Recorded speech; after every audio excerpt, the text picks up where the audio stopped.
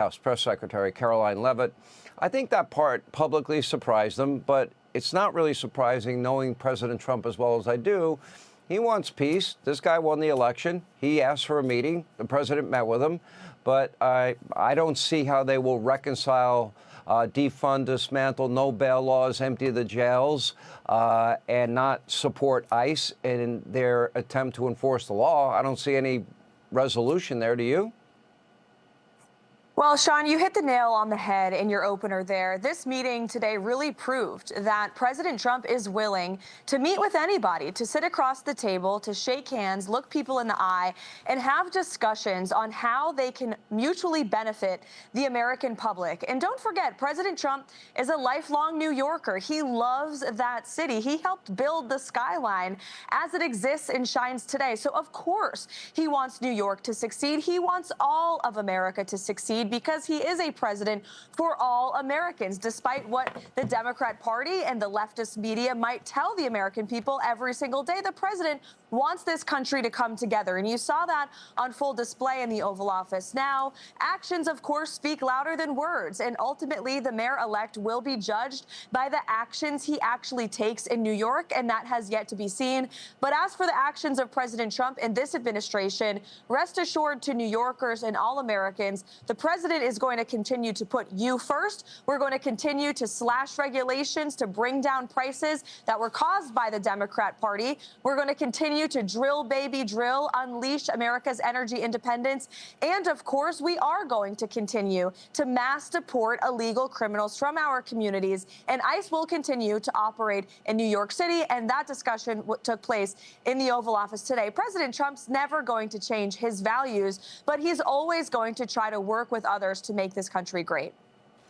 But, you know, we are seemingly, Caroline, and I really like your thoughts on this, we are at a crossroads, because I don't think there is a way, and I'll talk to Stephen A. Smith about this later in the show, I don't see how you reconcile defund, dismantle, no bail laws, and reimagine the police like Mamdani wants to do and put in the social workers.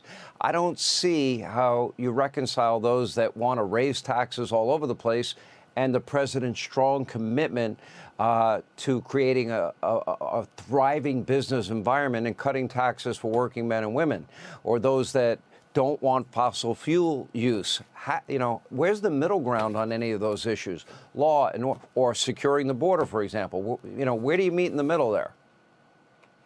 Well, look, I think today's meeting between the president and the mayor-elect was a good first step to introduce themselves to one another and to hopefully have a good working relationship moving forward.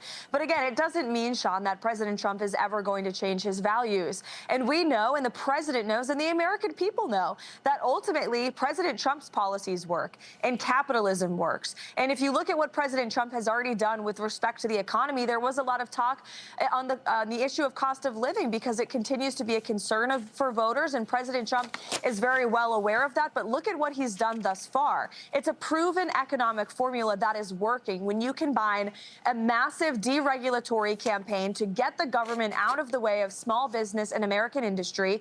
When you look at what he's done with respect to energy independence, to unleash America's resources right here at home to drive down oil prices, which we've already seen result in a 20% decrease in oil prices. We have lower prices at the pump today than we did years ago, and those prices are going to continue to decline. If you look at the cost of everyday items, they are going down, and again, they will continue to because of President Trump's economic formula. And then, of course, tax cuts. That is President Trump's bread and butter issue, as one may say. Look at the one big beautiful bill. He already got that done within 6 months in office, and the American people, including in New York, especially in New York, are going to see the fruits of that labor next year, when there is more money back in their pockets, when they are keeping more of their hard-earned paychecks to catch up on bills and to pay for everyday's life expenses. So the President Trump's economic formula does work. It is working. It worked in his first term. And who knows, maybe Mayor Mamdani will go back to New York, and maybe he learned a few things from President Trump today. You may be more hopeful than me on that. I hope so. I hope for the people of New York, but I think taxes are going up. I think that crime is going to get worse, and I think there will be a clash between ICE and Mamdani, but I hope I'm wrong. How's that? Anyway, our I White hope you House are briefing, too, Karoline Sean. Leavitt. Hey, Sean Hannity here. Hey, click here to subscribe to Fox News YouTube page and catch our hottest interviews and most compelling analysis. You will not get it anywhere else.